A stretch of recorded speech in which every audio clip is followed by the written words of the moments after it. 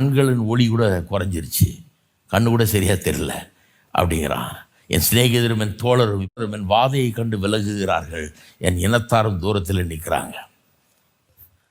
பாவத்தை வாழ்க்கையில் அனுபவித்து அது நாசமாக்க விட்டிங்கன்னா முதல் ஆள் உங்களை விட்டு தூரமாக போகிற ஆள் உங்கள் சொந்தக்காரனாக தான் இருப்பான்,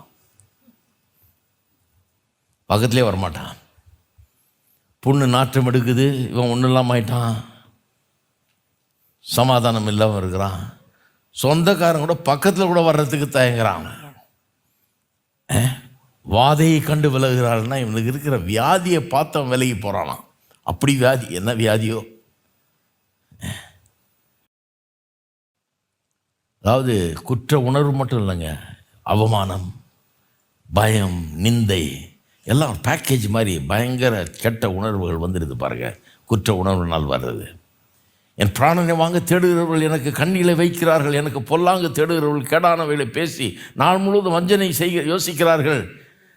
நானும் செவிடனைப் போல கேளாதவனாகவும் ஊமையனைப் போல வாய் திறவாதவனாகவும் இருக்கிறேன். காது கேளாதவனும் தன் வாயில் மறு உத்தரவுகள் இல்லாதவனுமாய் இருக்கிற மனுஷனைப் போலானே. வாயை மூடிட்டு காதை போத்திக்கிட்டு செவிடம் மாதிரி குருடம் மாதிரி கேட்காதவன் மாதிரி பேச முடியாதவன் மாதிரி நிற்கிறேன்.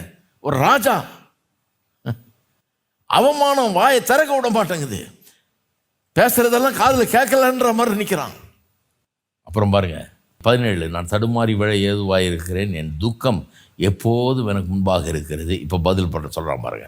என் அக்கிரமத்தை நான் அறிக்கையிட்டு, எல்லாம் சொல்லுங்கள், என் அக்கிரமத்தை நான் அறிக்கையிட்டு என் பாவத்தின் நிமித்தம் விசாரப்படுகிறேன்.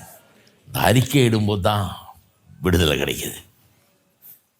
இவ்வளோ கஷ்டப்பட்டுட்டு நோயெல்லாம் வந்து புண்ணெல்லாம் வந்து குடல்லாம் எரிஞ்சு எலும்பெல்லாம் நாசமாகி வியாதி வந்து உச்சந்தலேருந்து உள்ளங்கால் வரைக்கும் வந்து எல்லாரும் அவமானப்படுத்தி நிந்தப்படுத்தி எல்லாம் பண்ணும்போது அவன் சொல்கிறான், என் அக்கிரமத்தை நான் அறிக்கையிட்டேன் அப்படிங்கிறான்.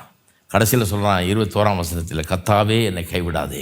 கர்த்தர்கிட்ட வந்துட்டான், அறிக்கையிட்டான், சொல்கிறான், கர்த்தாவே என்னை கைவிடாதேயும், என் தேவனே எனக்கு தூரமாக இராதேயும், என் ரட்சிப்பாகிய ஆண்டவரே எனக்கு சகாயம் செய்ய தீவிரம். ஆண்டவர் தான் எனக்கு ரட்சிப்பு, அவர் தான் என்னை ரட்சிக்கிறார். இந்த உலகத்தில் ரட்சிப்பே இல்லை. குற்றம் புரிந்தவனுக்கு வாழ்க்கையில் நிம்மதி ஏதுன்ற கேள்விக்கு பதில் எங்கே இருக்குது? எங்கே ஏது? இயேசுவில் இருக்குது.